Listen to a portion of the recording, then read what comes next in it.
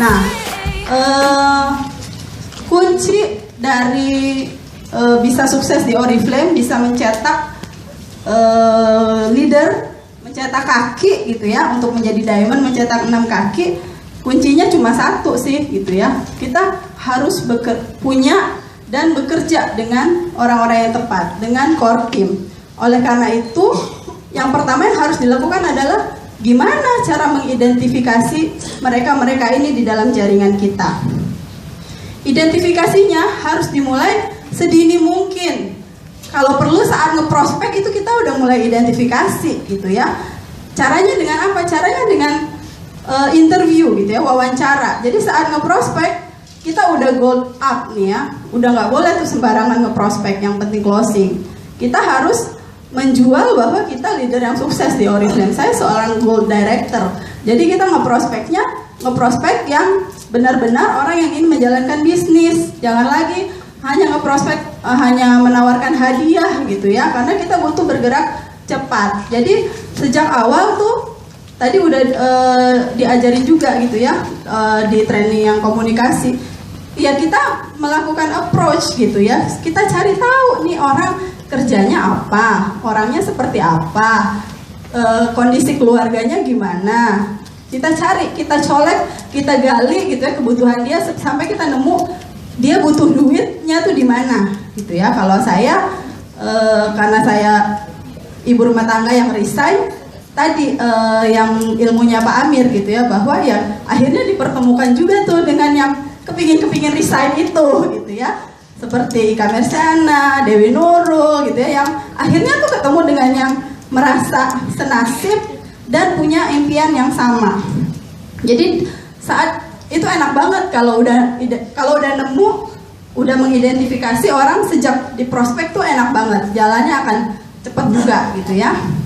Nah tapi kalau belum, kita harus punya sistem yang box orange ini untuk menyaring orang-orang yang masuk di jaringan kita, mengkategorikan mereka sebagai tipe user seller atau leader gitu ya. Nah si box orange ini teman-teman buat sistemnya untuk jaringan kita yang efektif itu apa? Apakah itu training getting started, gimana caranya, atau tadi dengan tugas ya. Kalau di jaringan saya ya training khusus member baru, kemudian saya berikan tugas. Dari situ seminggu mereka join, udah kelihatan tuh calon-calon potensialnya. Jadi jangan lama-lama, 1 minggu maksimal 2 minggu gitu. Kita harus minggu ini ini ada 2 orang, minggu ini ada 5 orang gitu. Jadi itu orang kita kalau kita print AR ya kita bintangin gitu ya. Pokoknya kita tandain, kita catat di buku kita. Si A namanya, tinggalnya di mana, profesinya apa, segala hal tentang dia. Karena kan kita mau ngincer nih ya ceritanya. Nah kemudian sebagai leader kita harus menyusun kriteria. Teman-teman, kita harus memilih gitu ya, memilih siapa yang mau kita ajak kerjasama. Semakin bagus kriteria yang kita tetapkan, ya semakin berkualitas gitu yang kita saring. Jangan pasrah gitu ya. Ya Mbak, adanya cuma ini doang Mbak. Ya pokoknya ini aja deh saya ajak gitu ya. Jangan begitu gitu. Kalau memang mereka belum ada, ya udah belum ada. Akuin saja saya belum punya core team. Kadang saya ketemu dengan leader gitu ya, yang ngakunya core teamnya ada 11, tapi masih stuck di level 15% gitu ya. Saya bilang, Mbak nggak bekerja dengan core team. Kenapa? Karena dia nggak menyusun kriteria ini. Jadi ya siapa aja yang dia bilang mau jadi core team, ya udah dia jadi core team. Nggak gitu. Kita harus nyaring lagi tuh gitu ya, dengan tugas-tugasnya. Terus yang pasti nih kriteria yang utama itu impian tadi ya, punya ya impian yang benar-benar membuat dia nggak bisa tidur gitu ya, yang membuat dia benar-benar ingin berhasil. Dan attitude yang paling penting. Kalau attitude itu base dari segalanya gitu ya. Kalau attitude orang udah bagus, ya kita asah sedikit aja udah bersinar gitu ya. Tapi kalau attitude-nya jelek, udah kita kasih macam-macam mental gitu ya, karena dianya sendiri belum siap sebenarnya secara pribadi. Kalau domisili ada yang menetapkan ya udah deh, aku mau cari core team yang satu kota supaya gampang. Ada yang nggak perlu di mana aja karena saya online, yang penting saya akses bisa gampang diakses gitu ya. Silakan teman-teman susun sendiri kriteria ini. Nah, bagaimana kita mencari si bintang-bintang tadi itu? Seperti kata Mbak Denti kemarin, carilah di kaki pertama kita gitu ya. Kalau bisa kaki pertama kita jadi leader itu enak, cepet gitu ya. Kenapa? Ya udah kan nggak nyari-nyari lagi gitu. Begitu direkrut jadi kaki langsung merekrut, langsung belajar membina, gampang. Nah tapi ada juga nih yang udah, Mbak aku udah rekrut berapa orang, 10 orang gitu, kayaknya belum ada Mbak. Nah, akhirnya kita harus ngebor ya. Kalau layer 1 oke, ada 1, tapi yang ini Mbak enggak.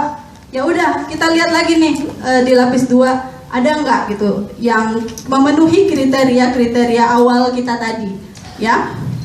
Jadi orang-orang ini belum tentu masuk core team kita. Ini baru kita identifikasikan.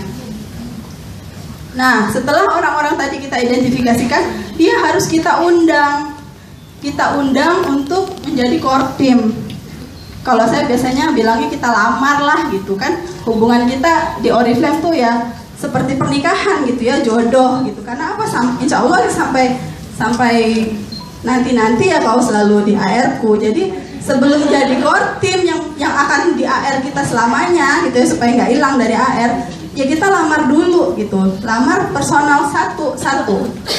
Jadi oke Mbak, bisa satu-satu atau bisa grup gitu ya. Grup artinya bisa meeting langsung atau meeting di secara online gitu ya. Yang pasti mereka harus, kalau saya selalu meeting dulu pertama gitu ya, bahwa oke, yang ini yang grup bulan ini nih yang masuk saya akan kasih gitu ya. Kenapa mereka harus menjadi core team? Core team itu apa ya, dijijelin gitu ya.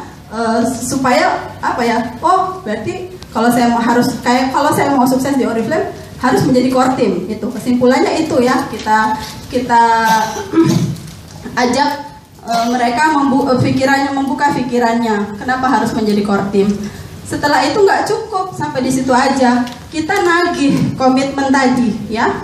Karena kita nggak bisa tuh bekerja tanpa komitmen kita dan tim. Jadi setelah benefit-benefit yang kalian akan dapatkan sebagai core team saya, jadi sebagai leader tuh kita apa ya, posisinya tuh di atas gitu, kita bergain gitu ya, kita menjual, Mbak kalau jadi core team saya tuh begini gitu ya, jualan supaya mereka mau jadi core team kita.